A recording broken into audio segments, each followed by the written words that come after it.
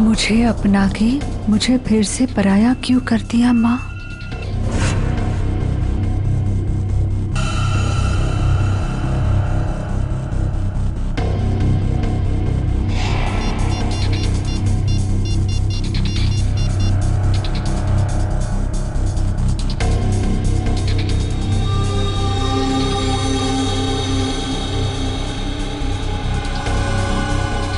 क्या आपने मुझसे कभी प्यार नहीं किया माँ?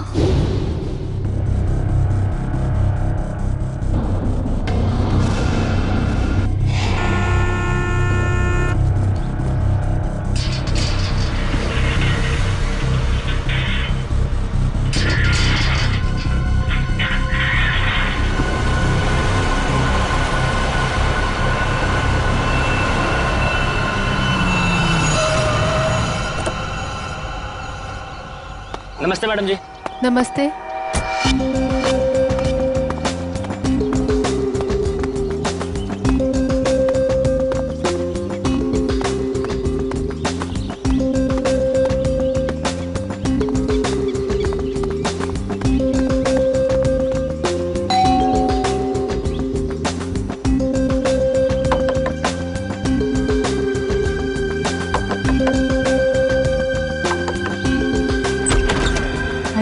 दरवाजा कैसे खुला है?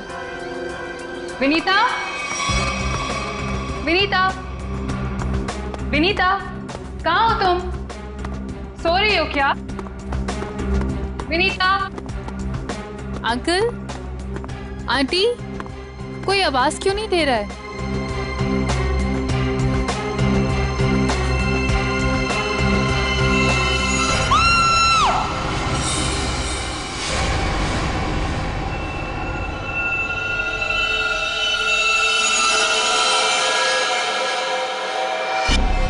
काफी खून बहा है सिर से। लगता है किसी भारी चीज से मारा गया है। सर बाथरूम में ये लोहे का रॉड मिला है सर, इस पे ताजे खून के धब्बे हैं। हो सकता है इन दोनों को मारने के लिए इस रॉड का इस्तेमाल किया गया है। उंगलियों के निशान मिल सकते हैं इस पे। संभाल के रख दो।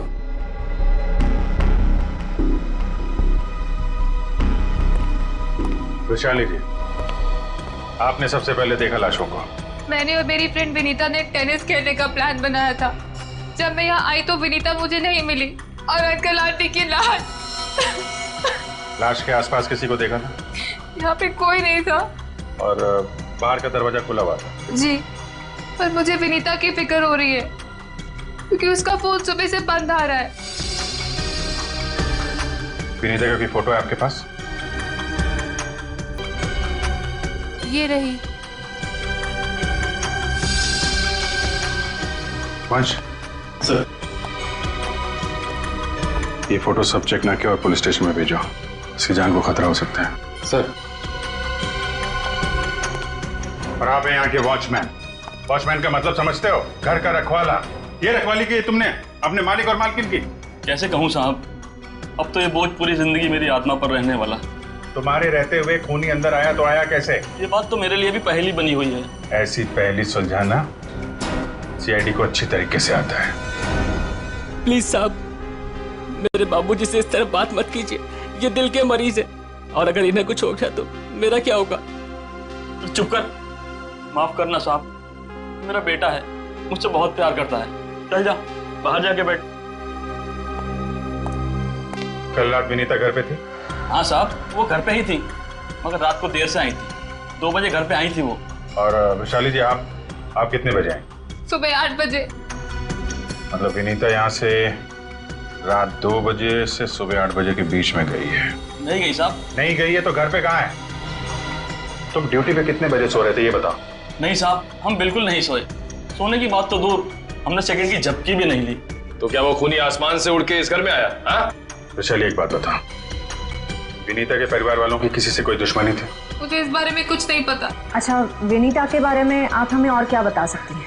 विनीता मुझसे अपने सारे सुख दुख बांटती थी, बस उसे अपने अनाथ होने की हीन भावना महसूस होती रहती थी। एक मिनट, आपने कहा कि विनीता अनाथ है? अंकल आंटी ने उसे गोद ले रखा था। अच्छा, विनीता का सुरेश जी और उनकी पत्नी के साथ कैसा संबंध था? बहुत अच्छा था, जैसे कि उसके सगे माँ बाप हो। पर विनीता से वो एक ही बात से नाराज होते थे। कौन सी बात? रोहन। ये रोहन कौन है? वो सुरेश अंकल के दोस्त धनराज जी का बेटा था। उससे विनीता बहुत प्यार करती थी, पर इन्हें ये रिश्ता जरा भी मंजूर नहीं था। रोहन ठीक आदमी नहीं था क्या? एक नंबर का शराबी। उसकी शराब पीने की लत की वजह से उसके माँ बाप ने उसे जायदाद से बेदखल कर दिया था। शराब पीने के बाद उसे कुछ भी होश नहीं रहता। एक बार तो उसने मेरे सामने इतना बड़ा ड्रामा क्रिएट किया था। विनीता दरवाजा खोलो, खोलो दरवाजा। मैंने कहा दरवाजा खोलो वरना मैं दरवाजा तोड़ दूंगा। रोहन, मैं तुमसे अभी कोई बात नहीं कर सकती, प्लीज चले जाओ यहाँ से। मुझे अभी बात करनी है, मुझे इसी वक्त बात करनी है। खोलो दरवाजा, खोलो। साहब बिटिया ने मना किया ना, वो आपसे नहीं मिलना चाहती है, आप जाइए यहाँ से। विनीता, ये क्या कर रही हो? दरवाजा मत खोलो। मुझसे इस तरह से बात करने वाला। हाँ विनीता, तो तुम्हारे पापा एकदम सही कह रहे हैं। अभी वो होश में नहीं है, दरवाजा मत खोलना। और अच्छे से समझा दे कि दोबारा मुझसे पंगा ना ले। हट विनीता। ये क्या ड्रामा लगा रखा है रोहन? चलो अभी चलो यहाँ से। अरे और माफी मांगो इनसे। सॉरी सॉरी वॉचमैन अंकल, मुझसे गलती हो गई। ये मेरी बदतमीजी की कीमत। दारू पी के तुम कुछ भी करते हो ना, कुछ भी बकते हो। चलो यहाँ से, चलो रोहन। हो सकता है इस रोहन ने शराब के नशे में आके सुरेश जी और उनकी पत्नी का खून कर दिया और फिर विनीता को अपने साथ लेकर चला गया। इस रोहन का नंबर है आपके पास? हाँ, नंबर तो है मेरे पास। 198234 561।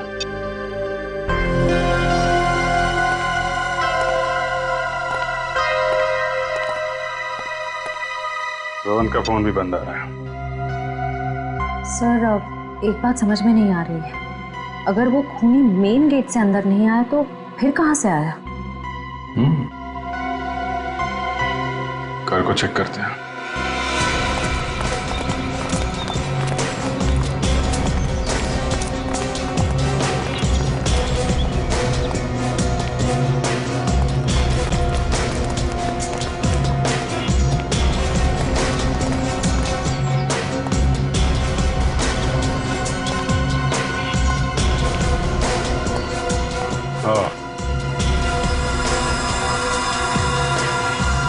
ये देखा?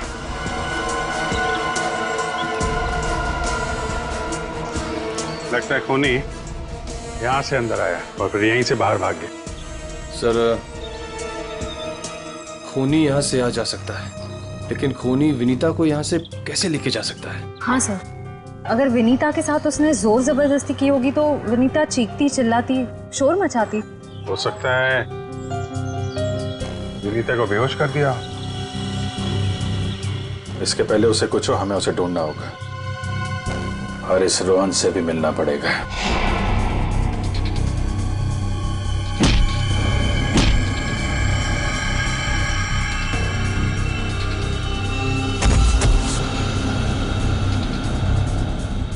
सर, अभिजीत सर ने रोहन का यही का पता बताया।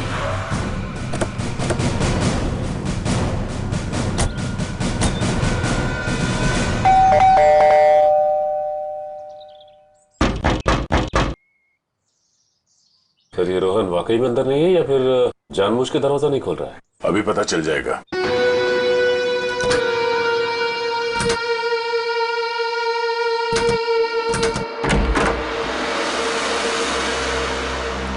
हो सकता है उसने विनीता को यहीं कहीं छुपा के रखा हो। घर में सामान भी ज्यादा नहीं है, पूरा घर खाली दिखाई दे रहा है। हाँ, वैसे भी कंगाल है वो। माँ बाप ने तो बेदखल कर दिया था उसे। सचिन,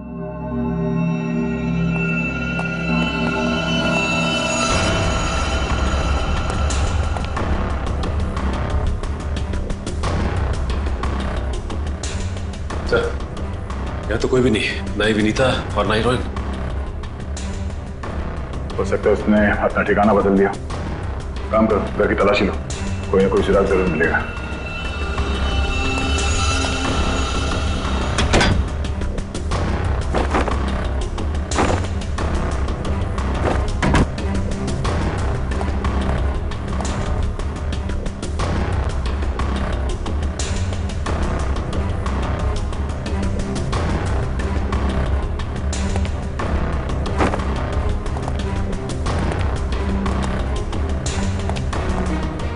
चारों तरफ किताबें ही किताबें पढ़ी। लगता है इस रोहन को किताबें पढ़ने का बहुत शौक था। नजरिया बदलिए, बहुत अच्छी किताब है ये।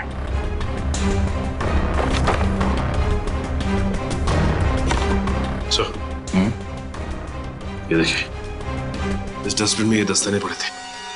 लगता है किसी ने अभी भी जलाया। मतलब इन दस्तानों का इस केस से कुछ लेना देना है।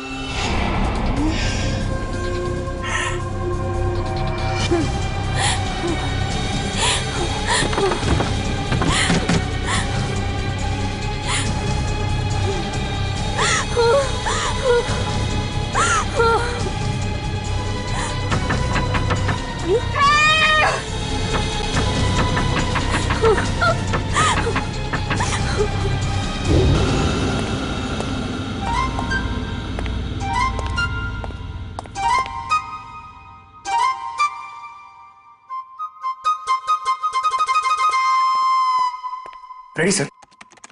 मेरे इतने बड़े शरीर के इत्तू से दिमाग में ना एक बात नहीं घुस रही है। कौन सी बात? ये रोहन का मेन मकसद था विनीता से शादी करना, करेक्ट? करेक्ट। फिर इसने अपने सास ससुर की जान क्यों ली? अरे वृषाली ने बताया था ना कि उसे शराब पीने की बहुत जबरदस्त लत थी, और शराब के नशे में लोग अक्सर कुछ भी कर जाते हैं, उन्हें कुछ याद नहीं रहता। हाँ क्या? क्या? शराब के नशे में इतनी ऊंची दीवार कोई कैसे चढ़ सकता है, भले रस्सी के सहारे क्यों? और फिर विनीता, वो तो शराब नहीं पीती, वो क्यों गई रोहन के साथ? सर वैसे भी विनीता तो उनकी सगी बेटी थोड़ी थी। जो कुछ भी हो, जो कुछ भी हो, लेकिन वो अपने माता पिता से बहुत प्यार करती थी। नहीं नहीं नहीं, कुछ और ही चक्कर है। लगता है इन दोनों को मारने का ही प्लान था। सर हाँ, लगता है ये काम किसी लुटेरे का होगा। फ्रेडी लुटेरा नहीं हो सकता। कोई लूटने के लिए आता तो घर का सारा सामान वैसे के वैसे कैसे रहता? नहीं नहीं, ये मुजरिम जो भी है ना, उसका एक ही मकसद था, इन दोनों को खत्म करने का। सर, हाँ, एक बहुत ही हैरान कर देने वाली बात पता चली है। क्या? सर विनीता ने 1 हफ्ते पहले फायर ब्रिगेड में फोन किया था, और ये रही उस फोन कॉल की audio clip. Hello fire brigade, मेरे घर में आग लगी है, प्लीज जल्दी किसी को भेज दीजिए। मेरा एड्रेस है 603 हर्ष विहार शांति नगर। लेकिन सर जब फायर ब्रिगेड वाले उनके घर पहुंचे तो विनीता की मम्मी माला जी ने उन्हें ये कहकर वापस भेज दिया कि वहां कोई आग वाग नहीं लगी है। हाँ, उसके घर में तो कोई आग लगने का निशान भी नहीं मिला। अरे झूठ क्यों कहा उसने? यही बात तो समझ में नहीं आ रही। फायर ब्रिगेड वाले ने खुद देखा था स्टोर रूम से धुआं निकलते हुए। उसने अंदर जाना भी चाहा, लेकिन माला जी ने उसे रोक दिया। माला जी ने फायर ब्रिगेड वाले को अंदर जाने से रोक दिया? क्यों? कुछ और ही चक्कर है।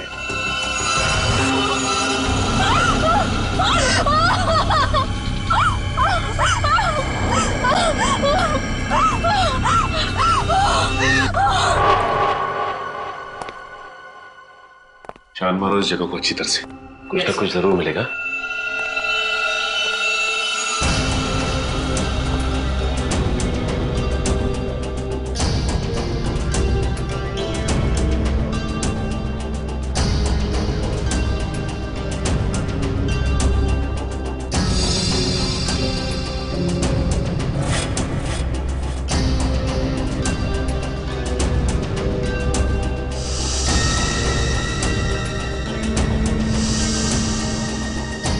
ये क्या हुआ सर?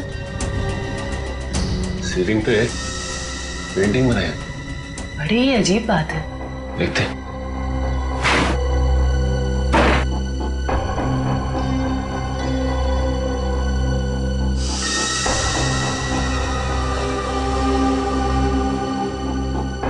ये क्या? ये तो लगता है धुएं से बना हुआ निशान है, जलने की वजह से। मतलब सर फायर ब्रिगेड वाला सही कह रहा था, यहाँ पे आग तो जरूर लगी है। सर इस पेंटिंग से जली हुई सीलिंग को अच्छी तरह छुपाने की कोशिश की है। लेकिन सवाल ये उठता है कि सुरेश की पत्नी ने झूठ क्यों बोला फायर ब्रिगेड से? आखिर यहाँ पे ऐसी कौन सी आग लगी थी? सीलिंग का सिर्फ यही वाला हिस्सा जला।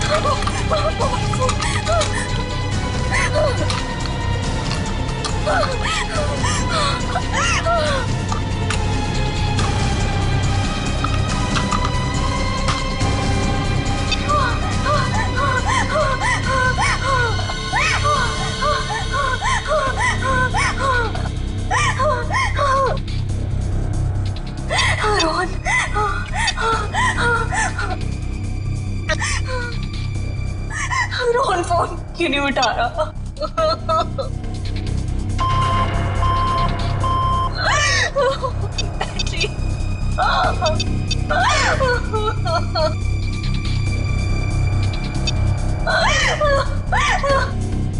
वैशाली पे फोन नहीं उठा रही।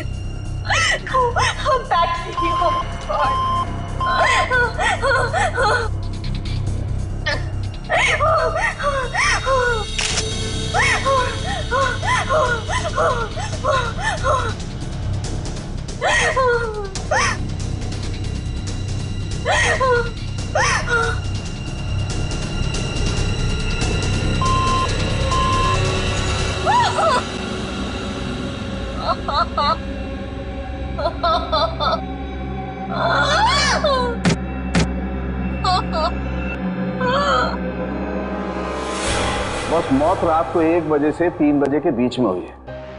और सर वॉचमैन कह रहा था कि विनीता रात को 2 बजे घर लौटी थी। सर अगर खून उससे पहले हुए होते तो वो चीखती चिल्लाती या बाहर जाती।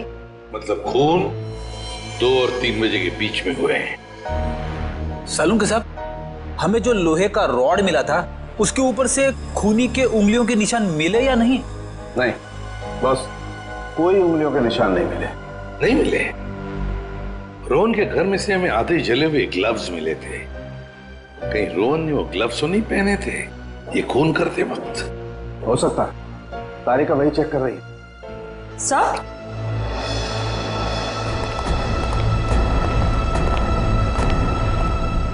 सर ये खास किस्म का सॉल्यूशन है, इकोडेल्पाइट नाम।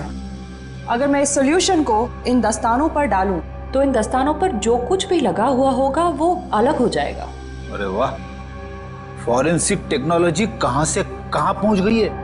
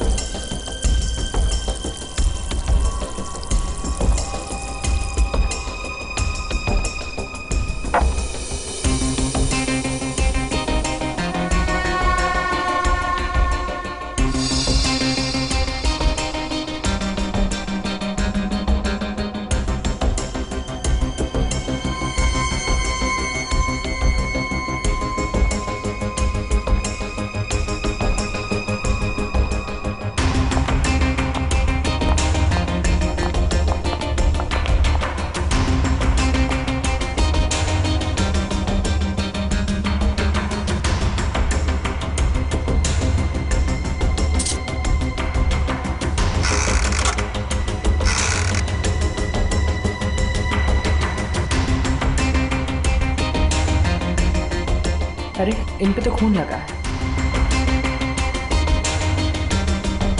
देखते हैं किसका है।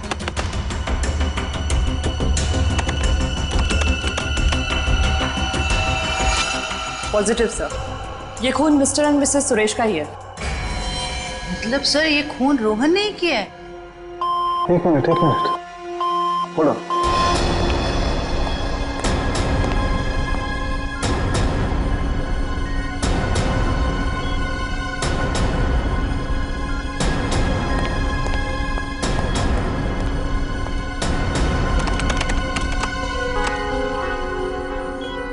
बस वो देखो, दस्तानों पर ये जो दिखाई दे रहे हैं ये रस्सी के रेशे। सर कहीं ये वही रस्सी तो नहीं जो हमें विनीता के घर के बाहर मिली थी? ये डॉक्टर साहब का कंप्यूटर कैसा है? टी करते रहता है।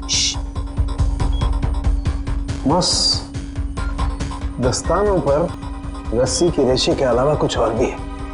क्या? थोड़ा वक्त दो, पता लगाता हूं।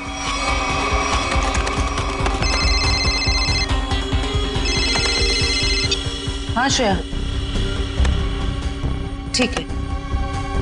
क्या? सर विनीता का फोन थोड़ी देर के लिए ऑन हुआ था, उसके घर के बिल्कुल करीब। और सर उसने सोशल नेटवर्किंग साइट पे अपने दोस्त को एक SOS मैसेज भी भेजा है। श्रेया मुझे लिंक अभी भेज रही है सर। ये देखिए सर। मैं घुटन से मर रही हूं, प्लीज मुझे बचाओ। Vinita, my God.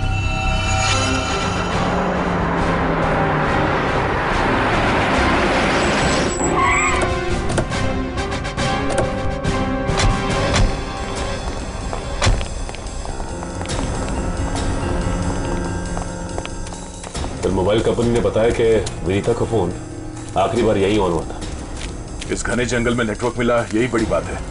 जरा देखो आसपास।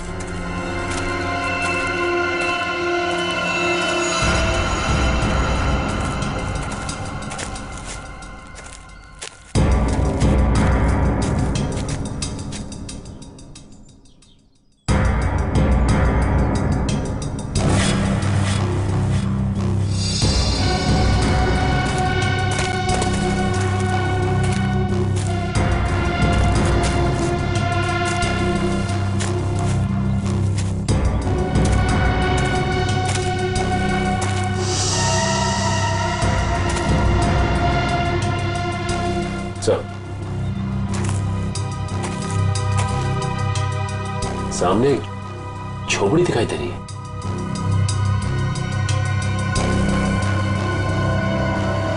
दिव्या, वंश,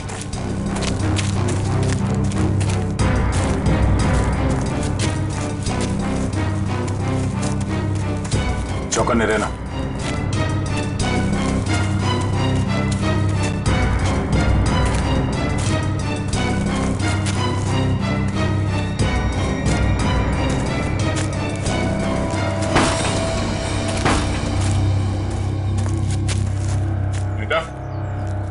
बेटा, तो तलाशी लो।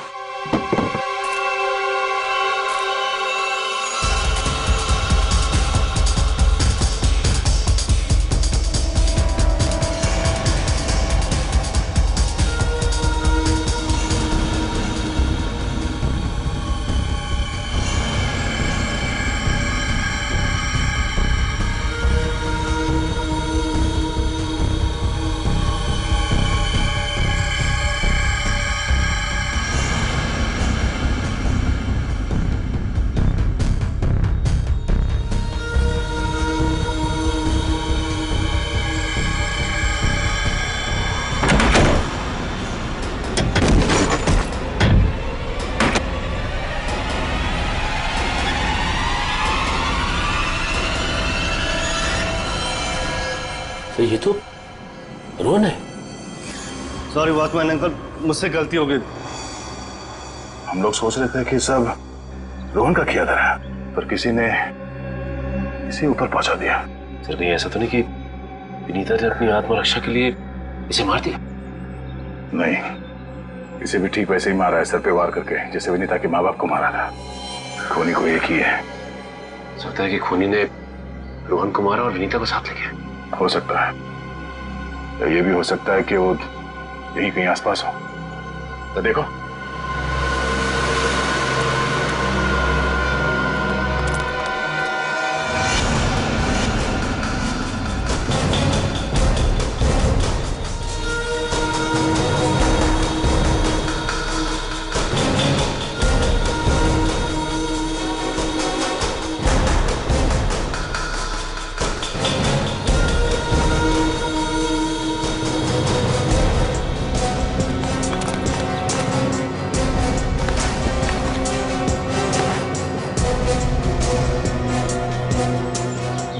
हाँ सर, आसपास भी कुछ नहीं मिला सर। तो कुछ नहीं मिला। सर ये देखिए, फावड़ा और कुदाल।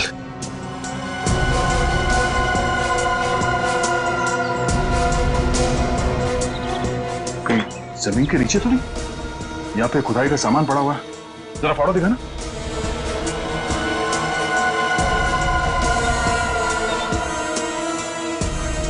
इस फावड़े पे गीली मिट्टी लगी हुई और ये पत्ता। तो विनीता को यहाँ जमीन के नीचे रखा गया है, जंगल के किसी ऐसे हिस्से में जहाँ पे ये पत्ते मिलते हो। ढूंढो, जरा देखो आसपास।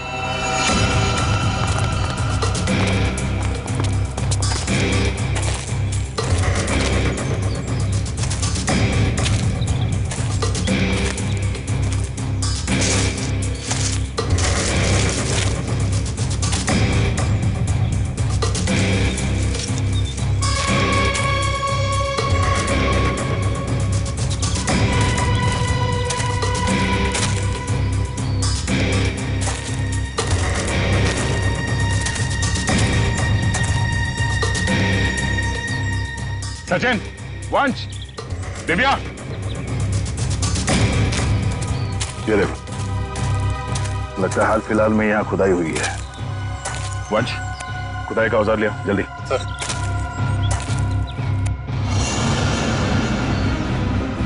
गुड, यहाँ पे खोदना शुरू करो।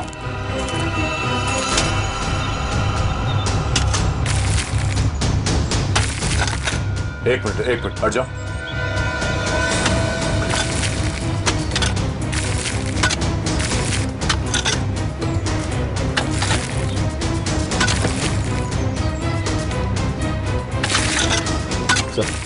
हाँ? कुछ है। एक मिनट, खोदा बंद करो, हाथ से निकालो।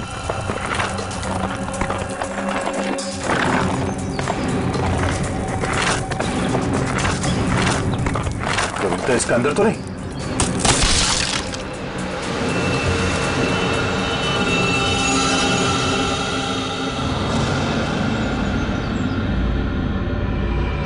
विनीता!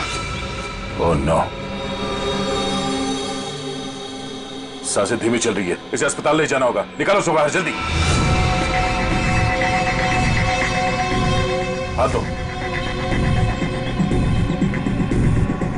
निकालो बाहर निकालो, पैर पकड़ो उसके।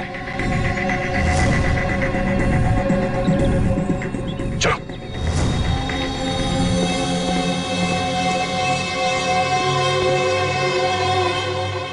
इतना समय बीत गया है, पता नहीं किस हाल में होगी विनीता। हम तो वक्त रहते उसे यहाँ ले आए, उम्मीद तो यही है कि वो ठीक हो जाएगी। ठीक भी हो जाएगी तो भी रोहन की मौत और उसके माँ बाप की मौत का सदमा पता नहीं बर्दाश्त कर पाएगी कि नहीं। मैं हमेशा कहता हूँ कि सीआईडी में सबसे मुश्किल काम यही है, किसी को किसी अपने की मौत की खबर देना। हाँ डॉक्टर साहब, कैसी है विनीता? अब खतरे से बाहर है, उन्हें होश आ गया। गुड, हम उनसे बात कर सकते हैं? आप बात कर सकते हैं, लेकिन वो काफी तनाव में, बहुत देर तक कम ऑक्सीजन में रहने की वजह से फिलहाल बहुत ज्यादा कमजोर है वो। थोड़ा संभाल के ध्यान रखिएगा इस बात का। ठीक है, हम इस बात का ख्याल रखेंगे। Thank you. चलो।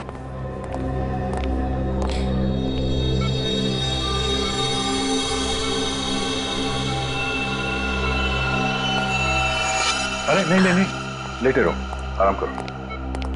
थैंक यू सर, डॉक्टर ने बताया कि आप लोगों ने मेरी जान बचाई।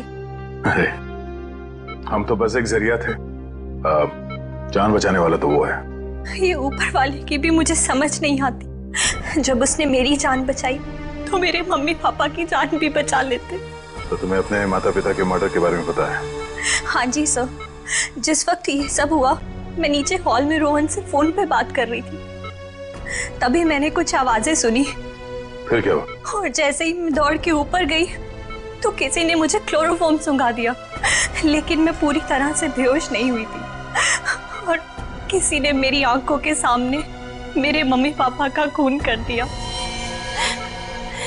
सर, जिस किसी ने भी मुझे दोबारा अनाथ किया है, आप प्लीज उसे छोड़िएगा मत। उसे फांसी होनी चाहिए, फांसी।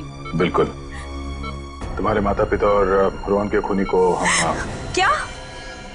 रोहन का भी खून हो गया? अब मैं किसके सहारे जीऊंगी? प्लीज सर, संभालिए अपने आप को, प्लीज। अच्छा ये बताइए कि आपको कब पता लगा कि आप उस बॉक्स के अंदर बंद हैं? जब मेरी आंखें खुली तो मैं एक घुटन भरे बक्से में थी। मुझे नहीं पता था कि किसी ने मुझे जिंदा दफन कर दिया। अच्छा विनीता, उनमें से किसी का चेहरा देखा था तुमने? नहीं सर। ठीक है। आरोप साहब, दया, वो जो रस्सी है, उस रस्सी पर मुझे भेड़ का बाल मिला है।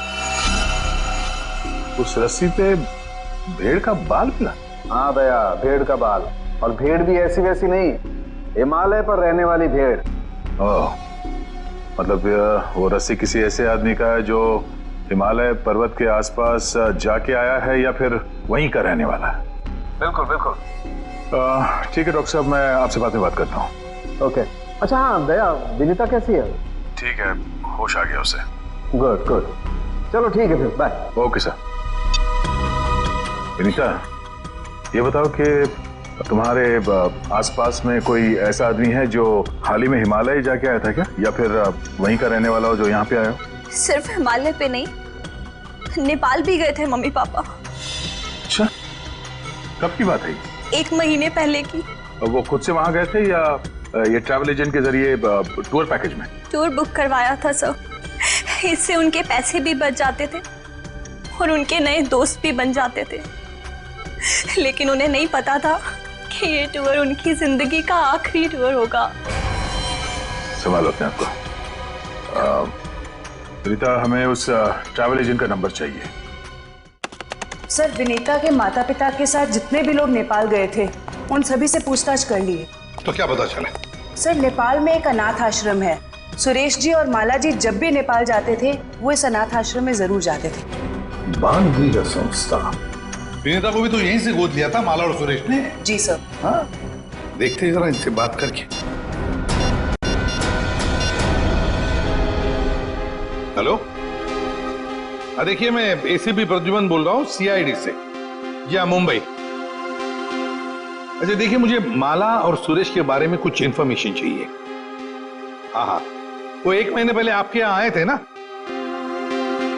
अच्छा अच्छा, तो प्लीज एक काम करेंगे आप, वो फोटोग्राफ्स हमारे सीआईडी के वेबसाइट पर मुझे भेज देंगे आप? Okay, thank you. क्या हुआ सर? किसकी तस्वीरें मंगवाई आपने?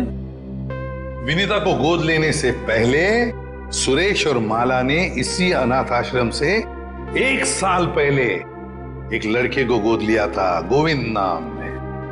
गोविंद, लगता है फोटोग्राफ्स आ गए।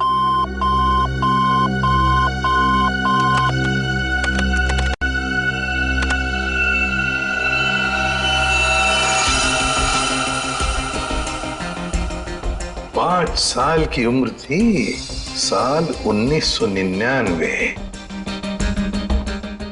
मतलब सर, वो आज तकरीबन 20 साल का होगा। अभी पता चल जाएगा गोविंद अगर आज है कैसे दिखता होगा।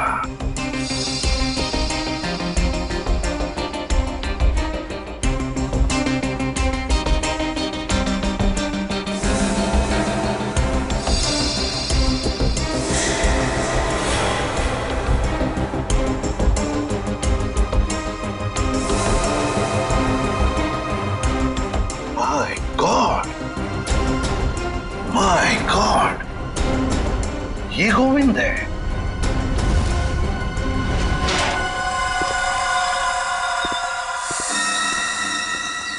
अब देखते हैं कहां भागेगा।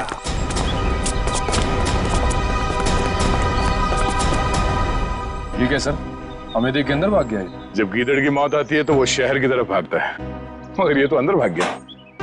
मगर सर, वो अंदर की तरफ क्यों भागा? वो तो पकड़ा जाएगा। ऐसे मुजरिम बाहर की तरफ भागते हैं, मगर ये अंदर भागे या बाहर, पकड़ा तो ये जाएगा ही। कहाँ गया ये? अभिजीत, दया, सर, फैल जाओ। मैं सामने से घुसता हूं।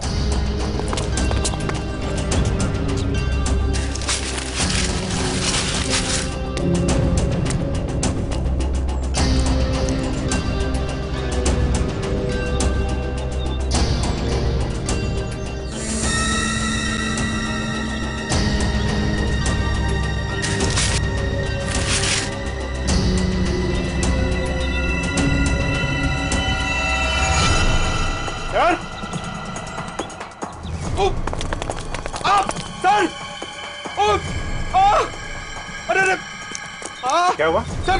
सर खुजली हो रही है सर। अरे खुजली कहां से होने लगी तुम्हें? सर बहुत तेज खुजली हो रही है सर। ये झाड़ की वजह से। अभिजीत क्या हुआ? सर सर ये प्लांट ये बहुत गड़बड़ है, इसकी वजह से इसको खुजली हो रही है। एक मिनट अरे जल्दी से हॉस्पिटल ले जाओ। कुछ नहीं होगा, आ जाओ आराम से संभाल के। तो जानबूझकर हमें यहाँ अंदर बुलवा लिया है, जाल रचा है उसने खुजली वाले पौधों का। संभल के रहना, यहीं कहीं छुपाई है।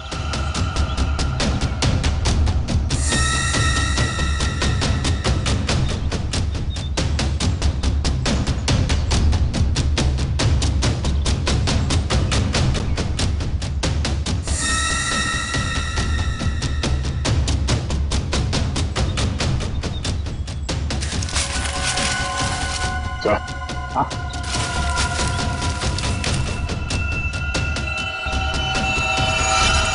चलो बाहर देख लो, बहुत बना लिया पौधों को हथियार। अब विदाई का समय आ गया है तुम्हारा, ससुराल चलना है। चलो प्लीज साहब, मेरे बाबूजी से इस तरह बात मत कीजिए। बहुत गड्ढे खोद लिए दूसरों के लिए, गिर गए ना उसी में। सर पानी मंगाइए सर, वरना मैं खुजली से मर जाऊंगा। पानी क्यों? खुजली का इलाज हम अपने साथ लेके चलते हैं। किसी औलाद के लिए अपने माँ बाप का खून करना इतना आसान नहीं होता सर, फिर चाहे वो माँ बाप सौतेले क्यों ना हो। गोद लिया था ना उन्होंने तुम्हें, फिर वॉचमैन को क्यों सौंप दिया? यही सच तो मैं भी जानना चाहता था सर, कि मुझे गोद लेने के 1 साल बाद मेरे माँ बाप को ऐसा क्या सूझा कि उन्हें लगा उन्हें एक लड़की को गोद लेना चाहिए, और मुझे फिर ऐसे ही सड़क पर छोड़ दिया और विनीता को गोद ले लिया। क्या तुम्हें सड़क पे छोड़ दिया? हाँ सर, ऐसा बर्ताव तो कोई अपने जानवर के साथ भी नहीं करता, जैसा उन लोगों ने मेरे साथ किया। वो तो भला हो मेरे बाबूजी का, जो उन्होंने मुझे रोता हुआ बस स्टॉप पर देखा और अपने साथ अपने घर ले गए, और तब मेरी अच्छी परवरिश की उन्होंने। सुरेश और माला ने पहचाना नहीं तुम्हें? नहीं सर, मैंने हाल फिलहाल में उनके घर जाना शुरू किया था। मेरे बाबूजी की उम्र हो गई थी, तो मुझे लगा मुझे नौकरी करनी चाहिए। क्या तुम्हारे बाबूजी जानते नहीं थे कि तुम उनके मालिक के बेटे हो? नहीं सर, जब मैं उन्हें मिला था तब वो वहां काम नहीं करते थे, और सर मैं इसे कोई इत्तेफाक नहीं कहूंगा, तो भगवान ने मेरे साथ इंसाफ की। तुम्हें किसने अधिकार दिया सजा देने का? सजा देने का हक सिर्फ अदालत को है। क्या तुम शुरू में ही पहचान गए थे उन दोनों को? ये बात तुम्हें मालूम कैसे पड़ी कि उन्होंने तुम्हारे साथ ऐसा किया था? नहीं पहचाना था सर। एक दिन मैं बगीचे में काम कर रहा था, तो माला मेम साहब ने मुझे घर के अंदर बुलाया था किसी काम से। विनोद! जी मेम साहब। जरा ऊपर आना, तो काम है। अभी आया। जी मेम साहब। विनोद देखो, ये पुरानी अलमारी है, इसे ठीक से स्टोर रूम में रख देना। हाँ जी मेम साहब। हाँ।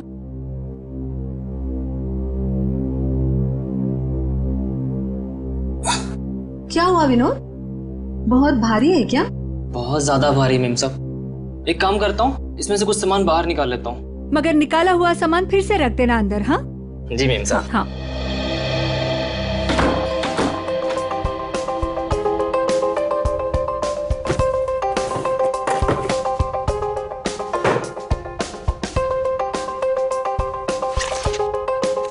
कितनी प्यारी प्यारी ड्राइंग्स हैं।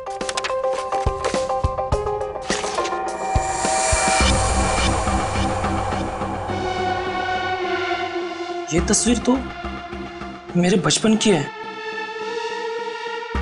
इसका मतलब साहब और मेम साहब ने मुझे गोद लिया था। विनोद, कितनी देर? जल्दी करो।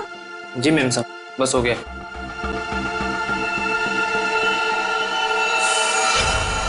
और फिर तुम नेपाल गए सच्चाई का पता लगाने? हाँ सर, और जब मुझे सच का पता चल गया तो मैंने पूरे परिवार के नाक में दम करना शुरू कर दिया।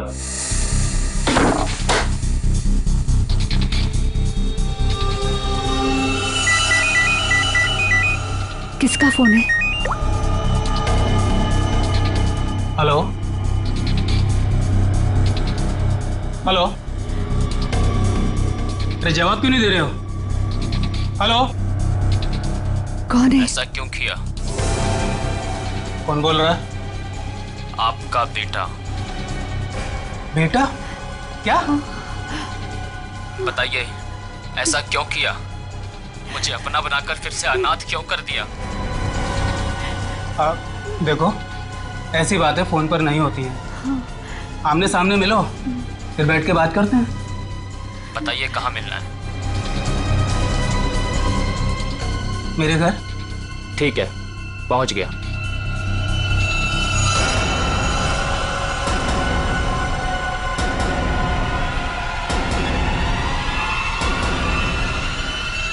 स्टोर रूम की अलमारी में तुम्ही ने आग लगाई थी ना?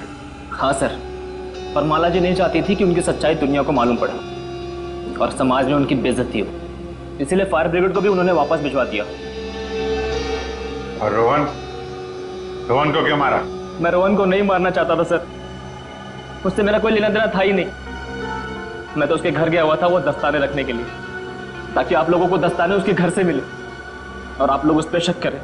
उसने मुझे देख लिया सर, मजबूरन मुझे उसे मारना पड़ा। बदले की आग में तूने 3 खून किए, एक मासूम को जिंदा दफनाने की कोशिश भी की। ये कैसा बदला? ये बदले की आग तुम्हें फांसी के फंदे तक ले जाएगी, फांसी के फंदे तक। For more updates, subscribe to our channel, click the show links and enjoy watching the videos.